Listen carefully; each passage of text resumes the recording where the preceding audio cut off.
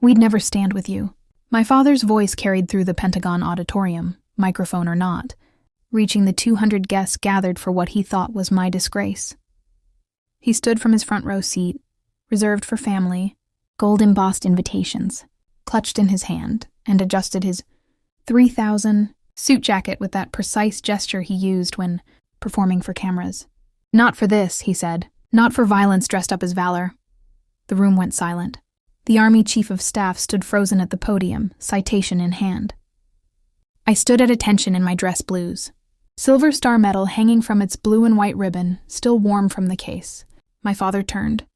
My mother hesitated, her eyes meeting mine for exactly 1 second. 4 seconds in. 4 seconds out, I counted my breath. Then she followed him up the aisle. The doors slammed behind them with a sound like a rifle bolt. That was 1:07 p.m. By 2:15 p.m., my phone had 49 missed calls. All from him. Before I tell you what happened, please take a moment to like and subscribe to the channel, but only if this story resonates with you. Let me know in the comments where you're watching from and what time it is. I am Captain Elena Voss, United States Army, Civil Affairs and Psychological Operations Command. At least that's what my file says. What it doesn't say is that I spent 14 months in Kabul's red zones, attached to a special forces unit that didn't officially exist, doing work that doesn't get reported to congressional oversight committees. I speak 3 dialects of Pashto. I can disassemble and reassemble an M4 carbine in 48 seconds, while blindfolded. I have a scar on my left shoulder from a bullet that missed my plate carrier by 1/2 inch, and another on my ribs from shrapnel. That should have punctured my lung, but didn't because I angled my body 15 degrees toward the blast. I earned my rank 1 deployment at a time, 1 extraction at a time, 1 decision made in alleys so narrow that the sun never touched the ground. But when I came home to Virginia, I locked all of it away. My father, Richard Voss, built his fortune on infrastructure contracts, bridges, power grids, logistics. He'd spent 20 years cultivating a public image as a peaceful industrialist, the man who built instead of destroyed. He measured his success in quarterly earnings and political access, not in lives saved or enemies neutralized. He hated that I joined the Army, hated it with a cold, precise fury that manifested in silent dinners and carefully worded omissions in his company newsletters. When I graduated officer candidate school, he sent a card with a check inside. No note, just the check. When I deployed to Kabul, he told his Gulf partners I was doing humanitarian consulting. That was the plan. I stripped away every trace of who I really was because I had 1 mission left that mattered more than any combat deployment. Surviving my father's shadow long enough to build my own life. The ceremony was scheduled for 300 hours in the Pentagon's Hall of Heroes. I'd been back from Kabul for 3 weeks, recovering at Walter Reed from the shrapnel wound that had finally sent me home. The Silver Star, the 3rd highest military decoration, for valor was for an extraction that went wrong in every possible way except the ending.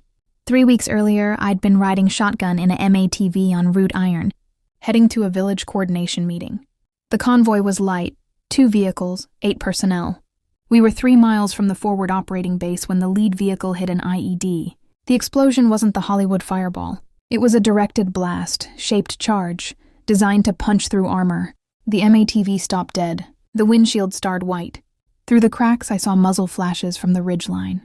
PKM machine gun, 760 cyclic rate of 600 rounds per minute. I cataloged the threats automatically. Left ridge, 3 shooters. Right side, dry wadi, possible escape route. Our vehicle, disabled, engine block cracked, driver unconscious. Then I saw the secondary target. Ambassador Chen's son David was in the second vehicle. He was 19, interning with USAID, naive enough to think Kabul was safe if you had diplomatic plates. His vehicle had taken the brunt of the ambush initiation. The door was jammed. He was trapped inside, screaming, as rounds sparked off the armor. The OODA loop, observe, orient, decide, act, compressed into milliseconds. I grabbed the driver's medical bag and my M4. I didn't wait for orders. I kicked my door open and rolled into the dust, using the disabled MATV as cover. My heart rate held at 68 beats per minute. My hands were steady. I moved in short sprints, 3-second rushes, using the terrain the way I'd been taught at Fort Bragg. The ridgeline shooters were focusing on the vehicles, not their flanks. They didn't expect a 5'6" woman with a rifle and a medic bag to move like a threat. I reached David's vehicle in 14 seconds. The door was wedged shut by a rocket impact. I could smell fuel leaking. The engine was ticking, hot metal contracting. David was hyperventilating. I grabbed his collar, pulled him through the shattered window, cutting my arms on the glass. I dragged him 40 meters to a drainage ditch, laying suppressive fire with one hand while pulling him with the other. We stayed there for 47 minutes, pinned down, until the quick reaction force arrived. I kept pressure on a wound in his thigh. While returning, fire over the lip of the ditch. I killed 2 shooters that day. I don't remember their faces. I remember the exact weight of David's body as I hauled him over my shoulder for the final sprint to the extraction bird.